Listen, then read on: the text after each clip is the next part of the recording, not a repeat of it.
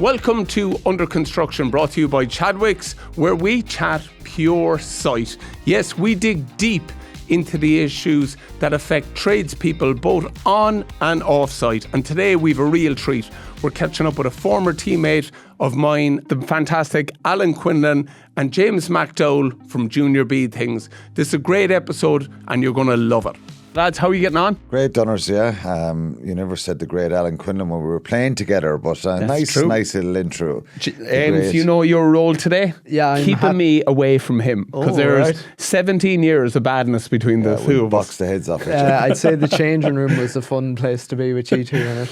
So I knew this was going to happen, right, James? So I thought, how are we going to get rid of the kind of bit of antsiness? So we're going to put it all in the grip, lads. This is... Get a grip. We've a gripper. We've a gripper. So, right. Quinny'd be used to these. James, have you come across one? I've come across them, yes. Yeah. So we're just going to measure strength, lads. All this out is going strength to be tests. embarrassing. We've a leaderboard.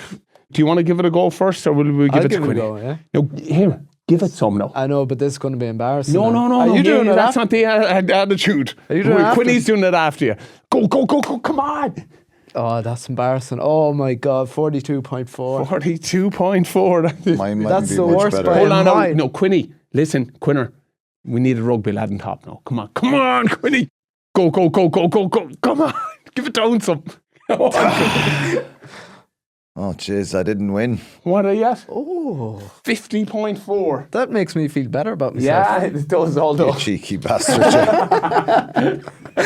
Good on you. James, unfortunately, you're down at the foot, facing relegation. Winner, you are going in, not too far ahead of him, just above him. Back in the day now, we'd probably get a better score, but... Do you think so? It's a long time ago, Donncha. Yeah. And that's why we wanted to have a chat today. Last year we spoke to the brilliant Roddy Collins in episode 4. Great character. Oh, unbelievable. Have you come across him? Brilliant. I actually recently just listened to his book on audiobook. Unbelievable. Does he read it? Yes. Oh, magic. That's me done. Absolutely. Can't wait. Really good. He was making the point, we were chatting about facilities, but he made a really interesting point about how rugby has pushed on from in the last 30 years and really pushed and embraced professionalism. And it stoked a story that I remember going to. My brother Ulton played against Leinster in against Leinster in Duradoyle in Limerick.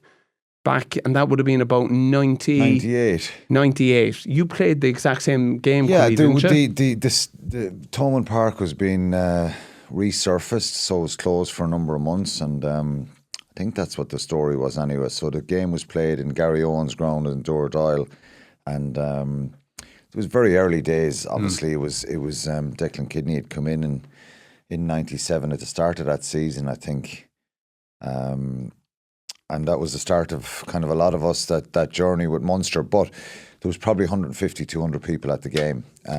So this is the point I was making to Roddy. If you think about that now, Quinny, 150 people to max 200 at it. If you went around, they were probably all friends and family. They were all parents and brothers and sisters, and a few kind of probably locals just popped in to watch the match. There was no stands there. There was a little bit of terracing on either side. And it was very strange because... you'd probably have more at a club game if Gary Owen were playing Shannon, or if Cork Con were up playing Gary Owen in Limerick. You'd probably have a couple of thousand there. Yeah. So it was strange. Look, the Interpros back then were still very important, but they weren't the same kind of... I have to be very careful here that I'm not disrespectful, because you never were in your life. No, but right before we ever played, the Interpros, Munster, Leinster was... But obviously with the professionalism and maybe the scrutiny now with the media, games being on TV and all that, it started to grow. And but it was strange back then, to see, we didn't know any different. Yeah. We thought we were playing for Munster, it's great, we're playing Leinster. And that's the way it was that day, but it grew so much after that. It is amazing though, James, when you consider from your end, like what's brilliant about Junior B Things with your platform is that you're the eyes for what's going on in the GAA world, and you do a brilliant tone of it. But if you could imagine at that time, 150 people at a game, You wouldn't even see that at most club hurling matches, quite small. And you consider a few months ago, Munster-Leinster filled out Croke Park in the course of 30 years. Yeah, it's unreal how when you hear that, how much it's actually been brought on. Like, as you say, I remember actually talking to a friend of mine from England and telling them about some club GAA match we had up. This is a Leitrim Intermediate Club match. And I said, there'll probably be, it's a rivalry, so there'll be about 500 at it. Yeah. He was like, what? 500 at a, just your parish match. So to hear that back then, that's the way, it was less than that in provincial rugby is unbelievable. But I suppose kind of from outside looking in, wondering, was it back then, before it really got going, was it that maybe people didn't feel the same connection that they did to their clubs? Yeah, they were very much parochial towards their clubs, particularly in Limerick. Shannon, Young Munster, Garryowen, Old Crescent, UL Bows. And it was funny, on a Saturday night after we played a league game, we'd all go into Ted's in Limerick on O'Connell Street, and the Garryowen crowd would be down at one side, Shannon here, Young Munsters. After a few drinks, there'd be a bit of mixing, but there'd still be that bit of narkiness and rivalry. There was a real rivalry. And we had that at the start when we started training full-time for Munster and got contracts. The Garryowen lads were doing speed while we were doing the weights, and you were still very much part of your club. The fans were the same. And they were die-hard club people, particularly for us in Limerick. Cork Con, the same. When you go down to Cork, you feel it's all about the club. So the Interpros, so this game was, essentially it's kind of an exhibition match to the fans. And because it wasn't in Thomond Park, maybe that had something to do with it as well. But, because if you did an Interpro in Thomond Park, there'd probably be a couple of thousand at it. But it's still, the game on Saturday, Shannon and Young Munsters, is way more important than this game. It's kind of, because they were sporadic and the Interpros that happen every couple of months and whatever, you had them regular matches, whereas Shannon were playing away to Ballymena next Saturday, and that's the biggest game, or Cork Con. We're not coming up from Cork because we have Clontarf coming down at the weekend and we have a big game. So that's probably the way it was. It was funny because we didn't know any different. So we weren't disappointed in the dressing room. There's no one at the match. It's quiet. It wasn't a case of the players were disappointed. There was dogs running around the pitch before the match, half time. People walked in with their dogs, and that's the way it was. But it was a very important kind of maybe setting for us to maybe appreciate the growth. And we were part of that growth in professionalism with fitness, nutrition, the journey of us 2 years later being in Twickenham when there was probably 60 or 70 or 80,000 people. I can't remember, was the final in 2000, was it completely sold out? I felt it. Well, yeah, it probably was. But I think there was about 40,000 Munster fans in Twickenham. And this, in a very short space of time, we were playing the European final. And all these people are here, and it's the start of that kind of journey. That year, again, is another good example. We went to Saracens in 99. And we had Saracens in our group in 99, 2000. We went over on a Thursday. Friday, we had to do our captain's run because Saturday, Sunderland were playing Watford. It was Vicarage Road in the Premier League.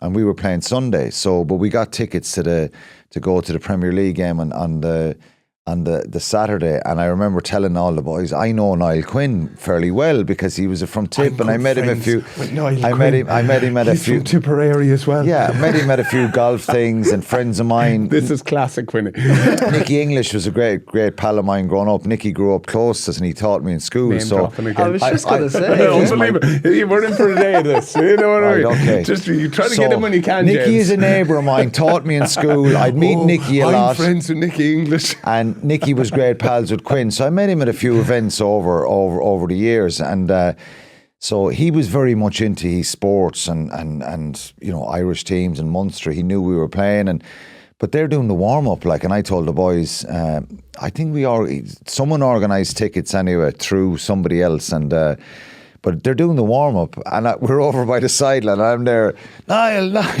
I'm from I said, I have to get this fucker to come over and meet us, because the boys are all saying, he has no clue who you are. He still doesn't. He was a big star. Like Niall Quinn, do you know him?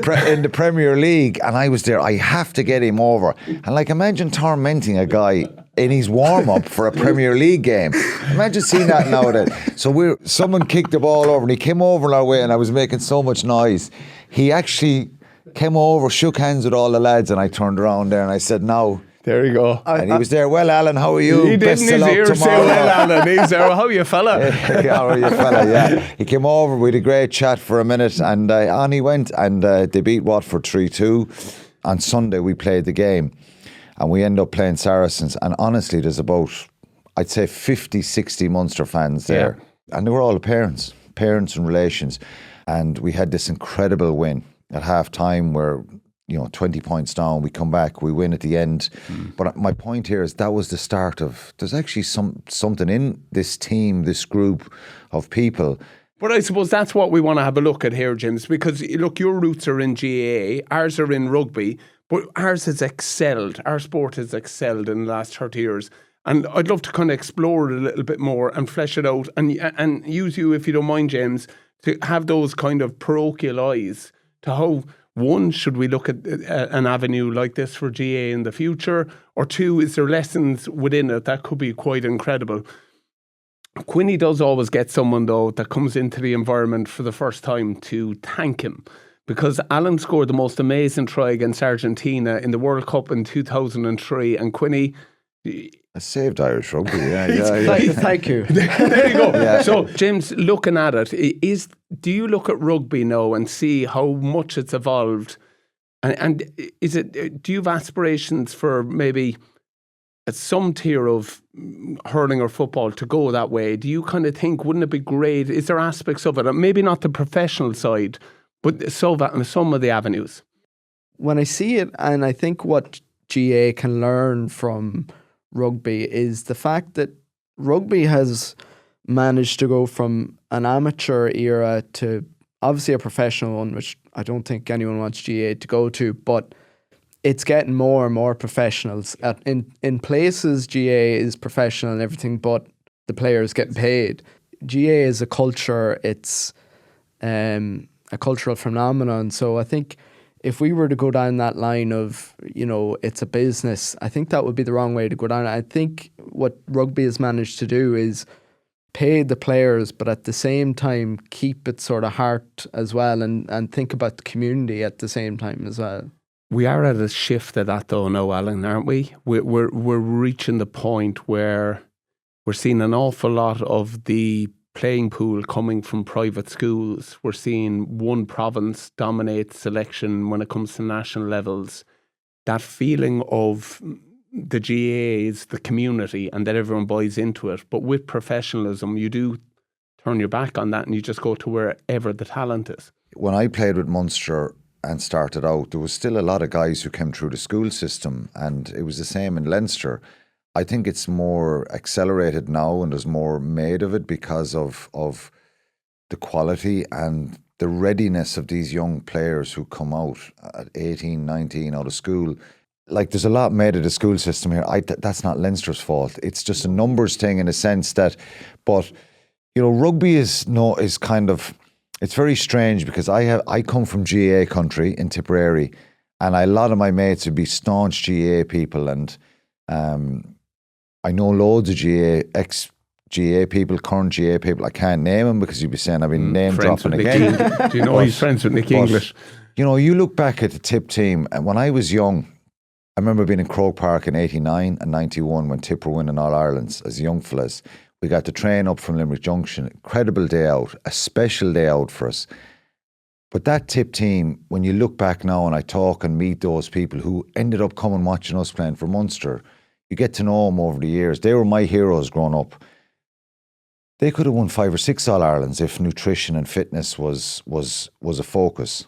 There was a huge amount of alcohol involved and 3 months on the beer after winning an All-Ireland and all that kind of stuff. And will guys make the effort back when we go out in January and February and have a go again?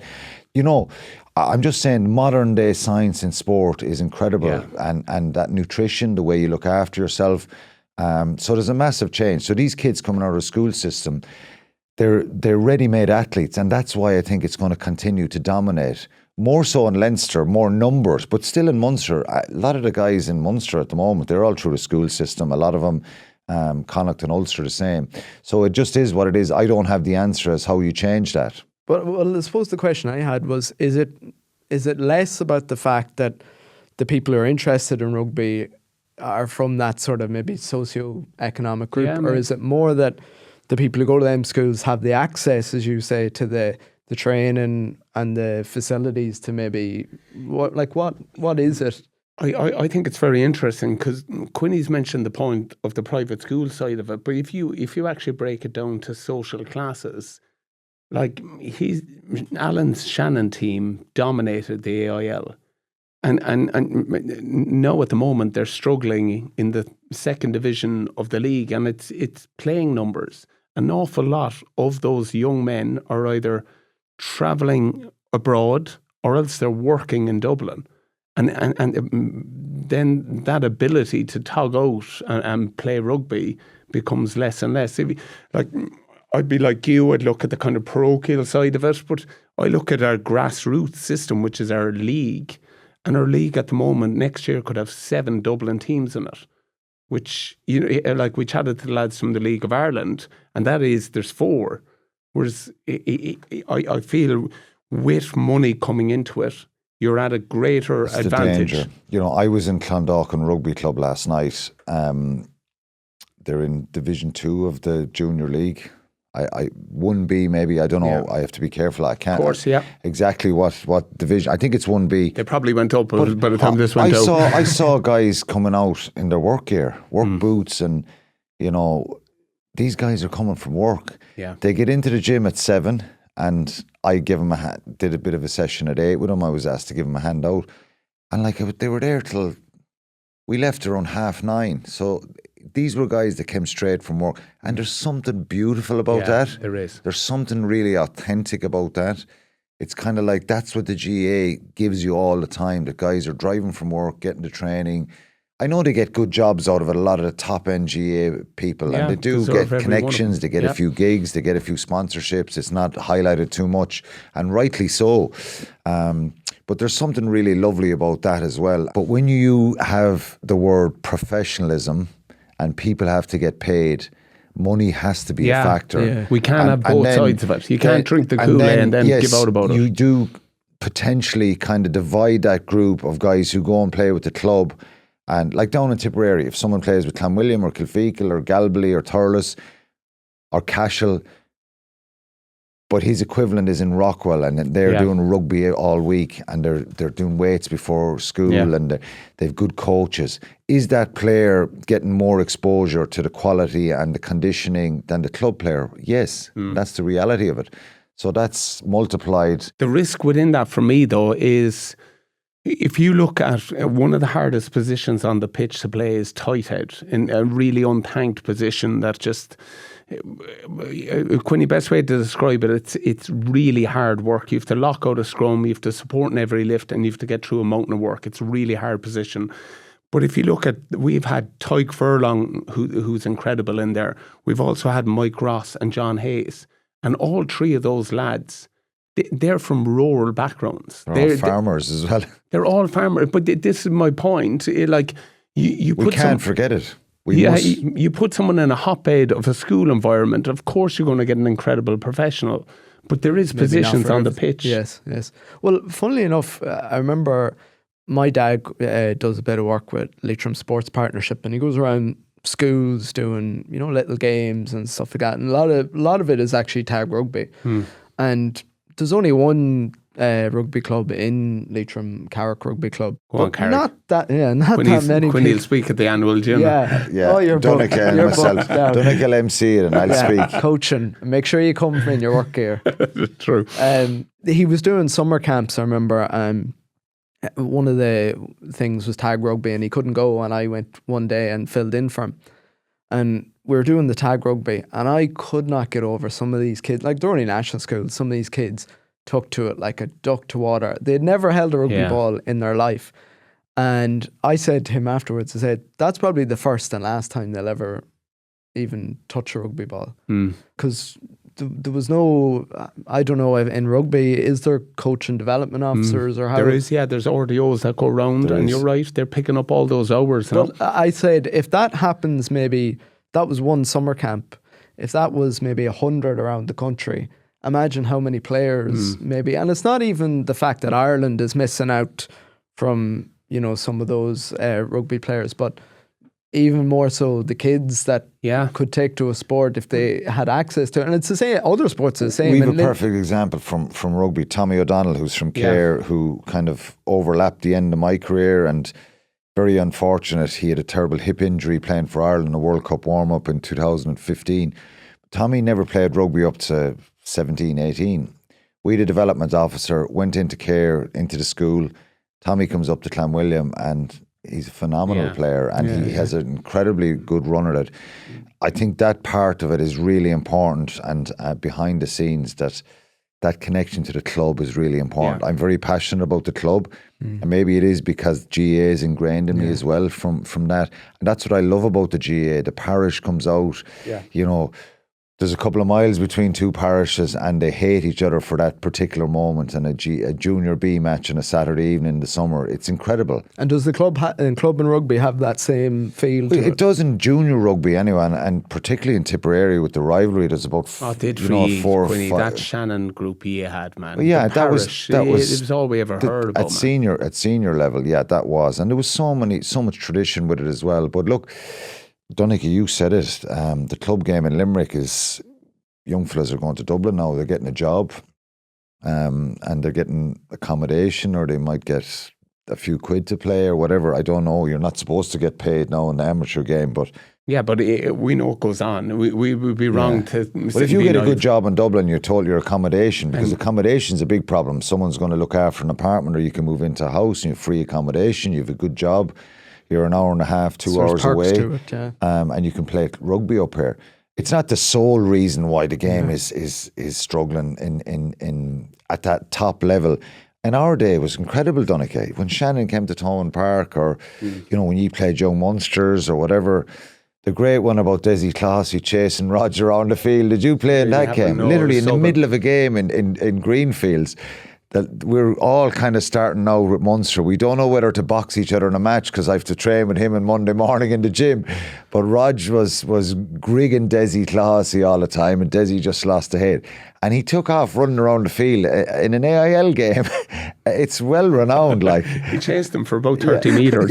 And then Rog stopped halfway through and started calling him on because he was faster than him. But that's how mad it was back when we played. But it's all changed now. Like, it's a pity as well, because but when it went professional, was it just like amateur hours straight till, or was there gradual? Do you know what killed it for us in Limerick? I think, and I might be wrong, but at the time, in probably 2001, 2002, when we went to the Celtic League, we went basically saying that you can't play with your club anymore.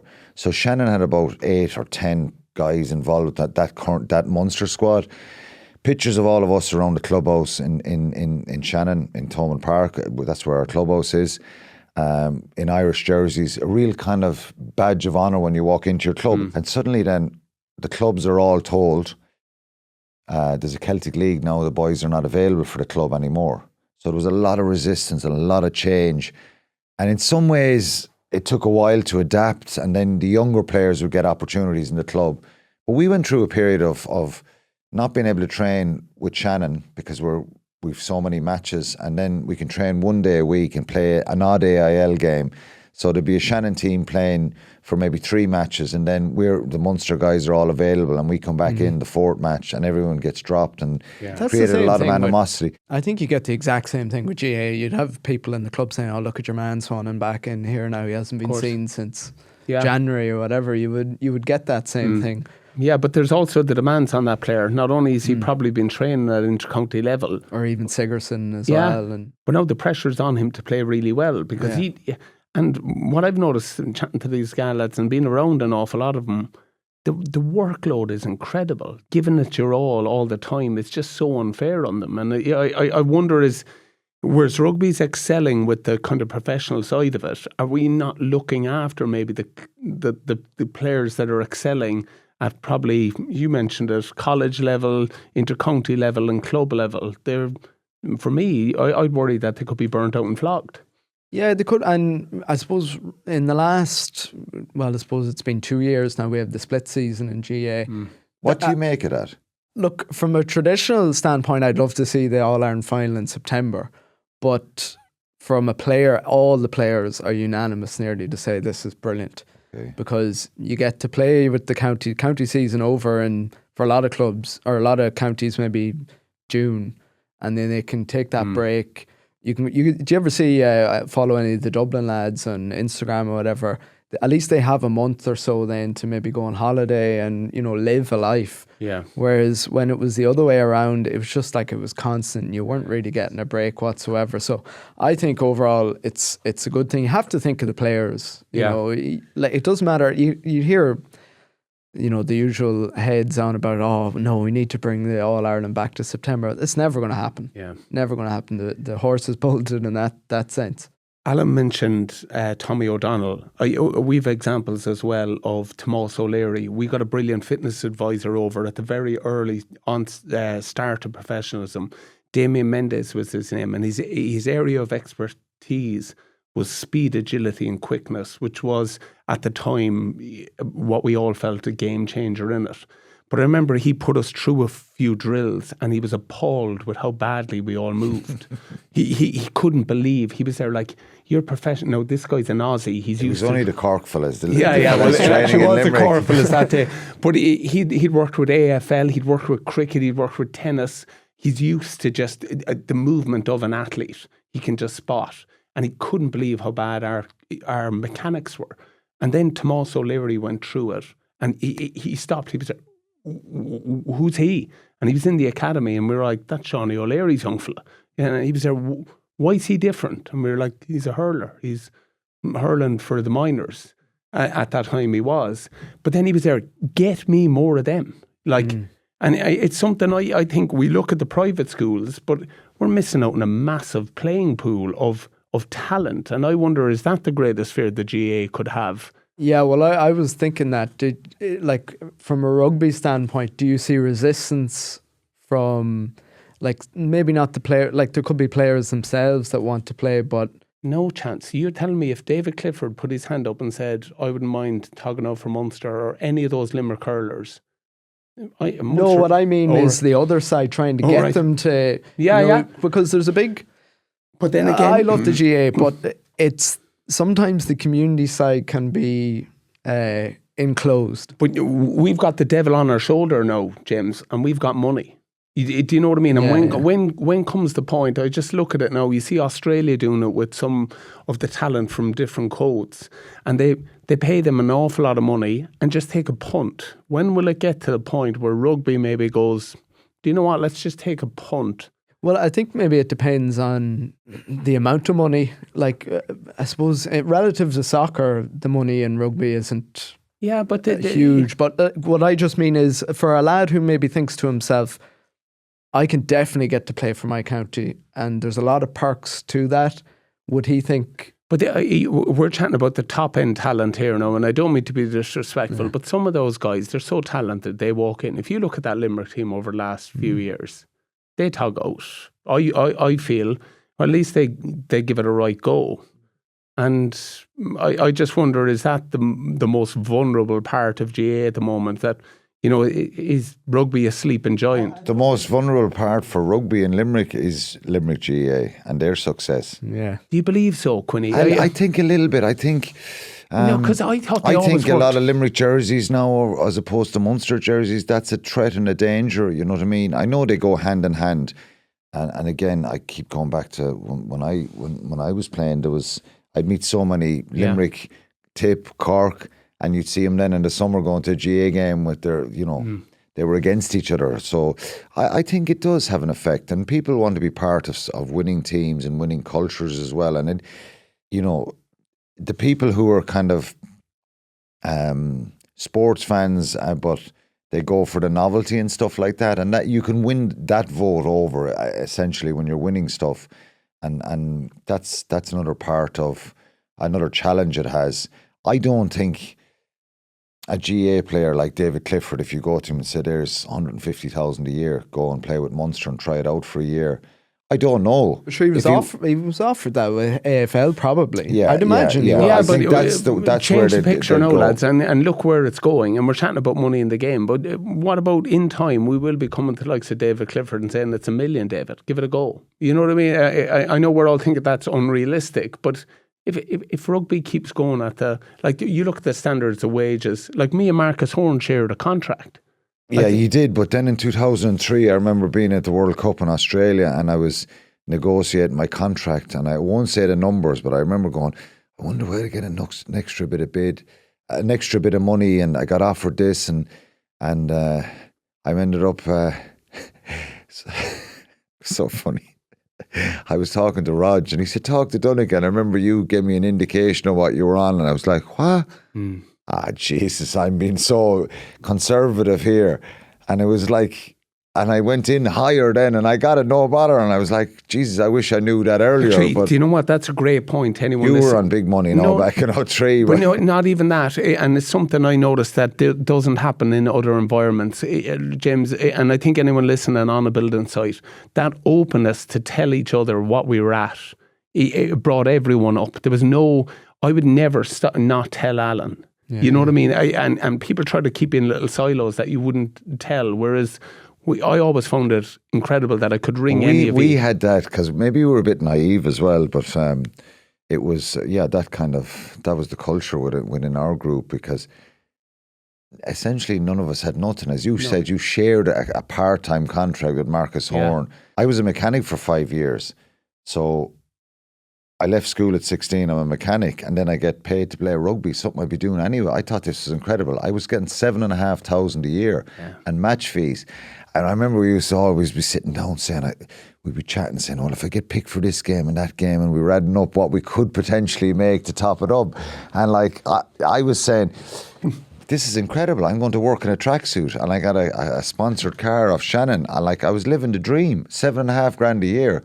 So it was phenomenal. And the top Irish international player now would probably range between 300 to 400 probably. Social media has completely changed the landscape as well. Like you could be a GAA player and you're not getting paid, but you might be making sponsorship deals on top of that. So it's it's a different world where maybe 15 years ago, the David Cliffords of this world, if they were offered the AFL and wanted to make money playing sport, probably had to, whereas maybe there's opportunities now that there wasn't. I think GAA can't go professional. I think it never will, but I think the money that's been made needs to be channeled back into county boards and actually give players vouchers, holidays, or give them a few quid or a bonus at the end of the season. I think the time and effort that they put in is just phenomenal.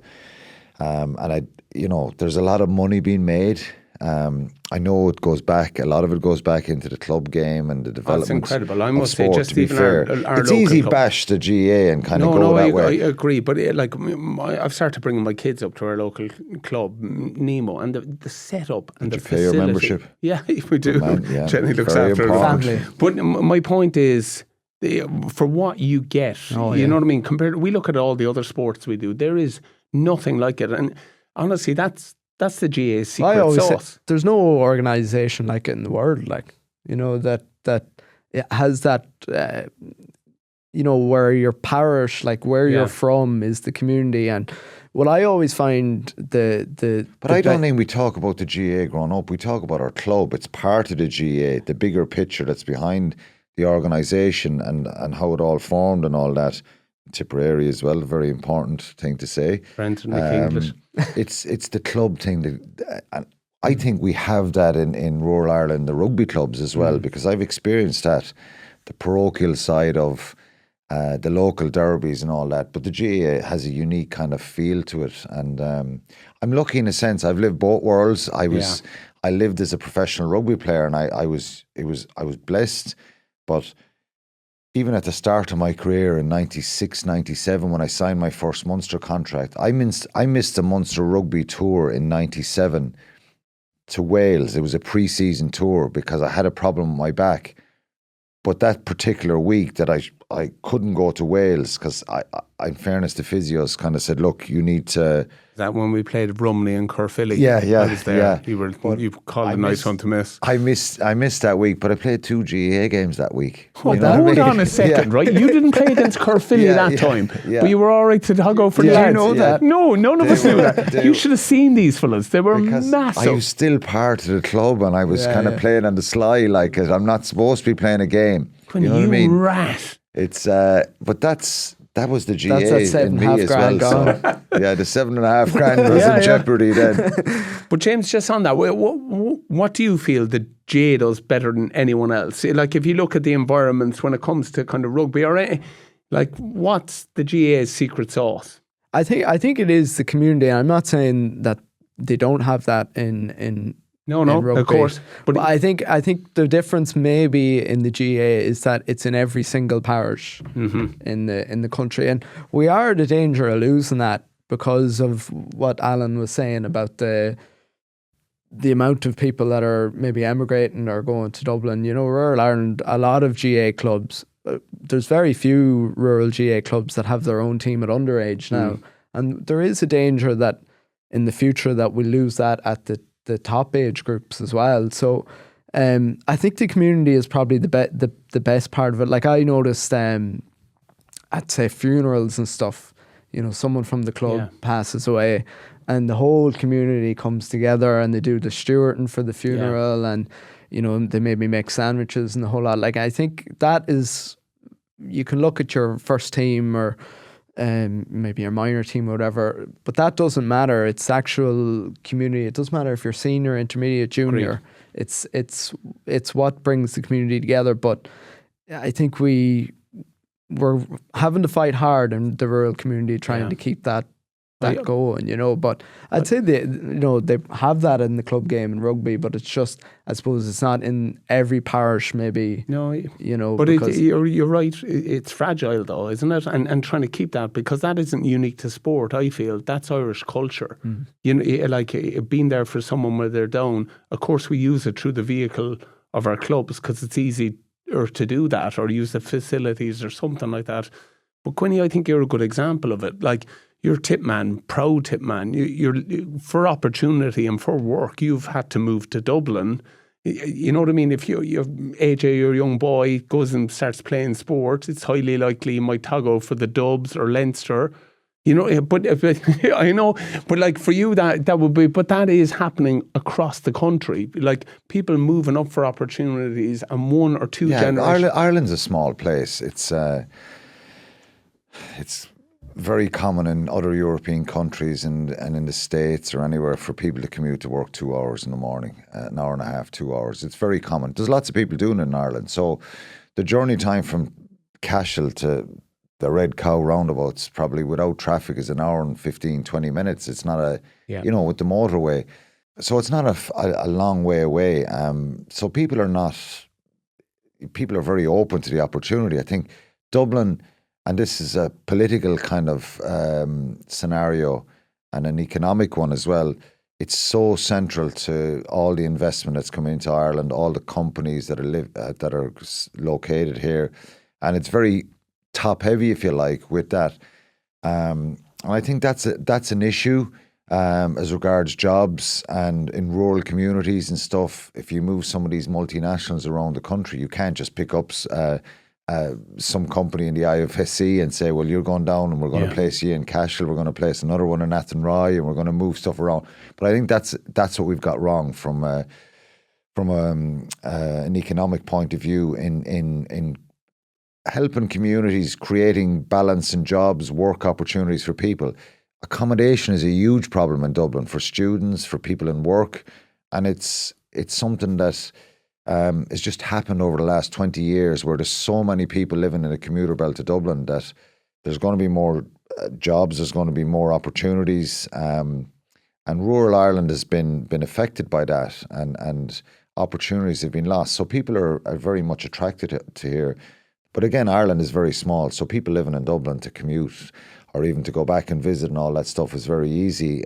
You've avoided the question, is AJ going to play for the Dubs? I was just going to say... Is AJ going to play for the Dubs or for Leinster? I don't know. He mightn't play for anyone. He's playing sport at the moment. He plays soccer and rugby. The GAA is a little bit more difficult to get it all in because time in the week, you know. So I've seen he's in the school system here and you know, he's living that scenario of doing conditioning before school, Can rugby you take us after through school. that? Because we hear it. And look, you've been a professional, but just what's he doing compared to what you would have done? Like you mentioned there. It's mind-blowing in a sense that, and this isn't, oh God, they're 16, 17 now. No. He's been doing this since he's 12, 13. They go into school maybe they could be in at 7:30 doing skills as a 12-year-old, 13-year-old, skills before school. They could do a rugby session, a team run before school and then play a game after school. But the schedule now in the last probably 2 years has been, last year was Junior Cup year, so the training they were doing was probably 2-3 mornings a week doing weights before school and then 2-3 evenings after rugby straight after school, video sessions. If they weren't playing a game on Saturday, they'd train. If they were playing it on Wednesday, they'd have a recovery session Thursday. It's like semi-professional. That's what I was about to ask you. From your experience as being a pro, I've seen it. I was amazed by the way it all functions and works and stuff. And is that a group, like as a group they're doing that? It's loaded every year. They're all doing it. So if you're in first year... So it's not like you're just told, give your gym session, go off and do that? No, they'd have strength and conditioners in the schools and stuff, and they'd have their own gyms and there'd be different slots, times, different days. Obviously for the younger kids, a lot of it is body weights and press-ups and pull-ups and all that kind of stuff and core, and they're trying to help in the development, but... You know, they're all into nutrition now and everything. And honestly, I remember it was amazing. I was only thinking about it the last few days. I had no idea about nutrition. I had a mum who was a chef. Like, food wasn't a problem, but if I told her I wanted this or this, but we'd no real clue what's beneficial. At one point, it was loads of carbs. Just pasta and chicken. Then it was loads of protein. Then it was less carbs, and you know, so we didn't really know. But the information. In some ways, it's quite robotic. I lived my teenage years fishing, swimming, summers working on the farm or whatever, but having an adventurous childhood. I think a lot of these kids now in the school system, the parents can't go on holidays in the summer because there's a rugby program throughout the summer if you're trying to make Junior Cup, Senior Cup. Is that wrong or right? I don't know. It's just strange to me that... But the worry there, Quinny, is if you fall out of the programme and you go for your enjoyable summer and you live life, you're out, and it's comparable now. Yeah, it is, and look, you need to. It's some kids are very much into it. I see it, and some maybe just not as much so. But it's good. Whatever kind of, I think I being active and playing sport. Yeah, of course. As I said, I was lucky to be a professional, and I would say to anyone. Anyone even older, get out, do something, be active. It's good for your physical health, mental health, and especially for young kids. They make social interactions. And if you're involved in a club, whether it's a rugby club, a GAA club, a soccer club, that can really be a central part of your life, that you go and you look forward to something at the weekend. You don't have to be a player, but you know, your team are playing on Saturday. Yeah.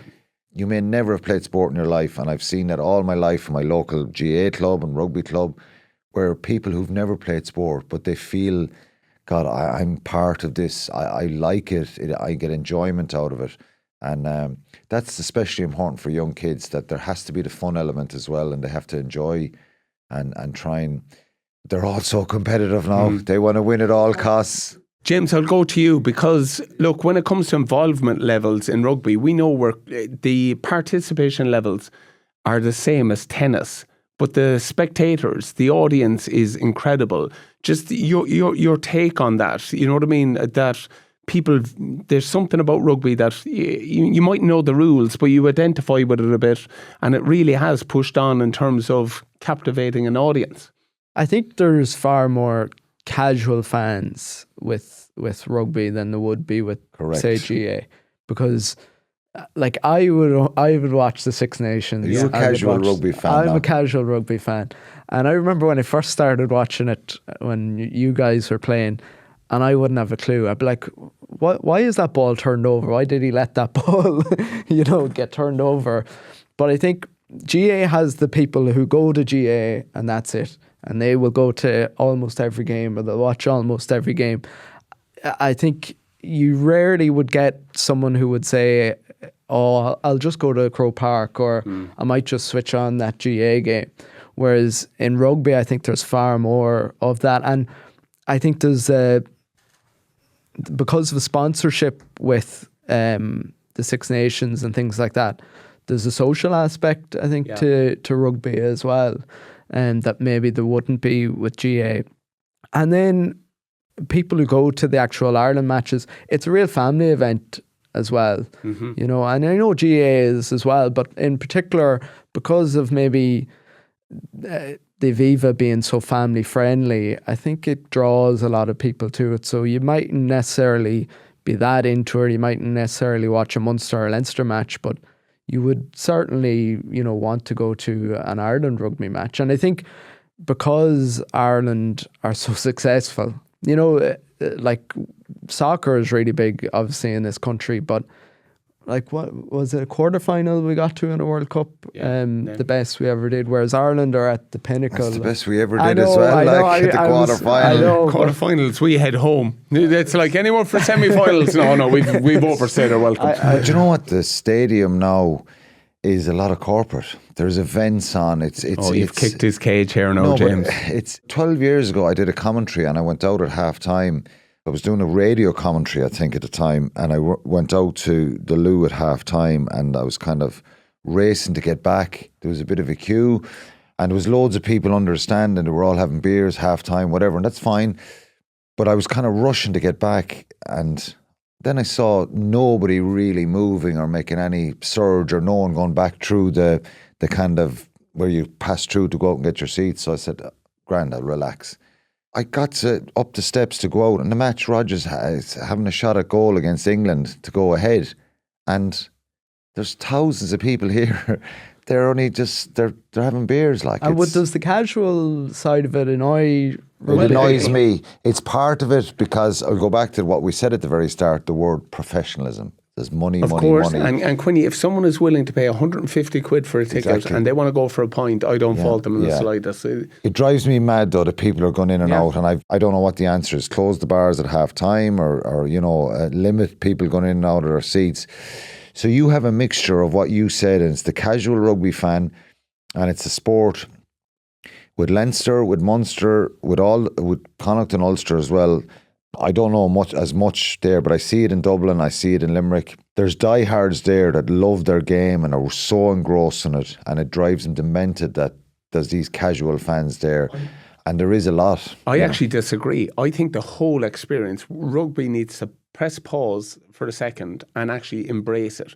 We're trying to... I agree with you, because even the Netflix thing is a prime example of we have a professional game, and you have to get your head around... There's going to be socialising. There's going to be corporate events. But no one goes to the Super Bowl final and says, you know what I mean? I couldn't go for a beer. And just find better ways to make it more enjoyable for the supporter. And it's all about entertainment. Yeah, like I have seen a lot of tweets and stuff of people being in the Aviva and complaining about the amount of people coming in and out of their seats. They need to limit that a bit. I'm not but if against... you were served your drink in your seat, it might... I went over with Jenny one time to the Padres, the baseball team. And basically this fella comes around with a rocket pack, and he just... boom, pass it in. And they throw you a baseball to pay. So you put your $5 in. Now, this was back before you tap for everything. But it was a brilliant way. And there's another guy throwing peanuts over. And I'm just saying, the whole experience, I promise you, if you ask me who they were even playing, I hadn't a notion, but there was enough going on outside to make it a great day and a great experience. And I think that's where rugby's fallen down. We're and 100% it's about what's on the pitch. And the only one I feel that has grabbed a hold of it is France. If you look at the experience when you go to Stade de France, it is quite incredible. They're in there 90 minutes before it practicing TikToks if the team but score. they're not passing in and out with the drink in Stade de France. They've limited the French are alcohol different consumption. anyway, aren't they? Yeah, but they've limited the alcohol consumption. The thing that I get, you know, the Netflix, they're not doing a Series 3 for the Six Nations. Was it Full Contact, they call it, because the limitations around getting access and all that has changed. I think we've missed a trick there. There's over 300 million people signed up to Netflix. We want the game to grow globally, and that comes with money.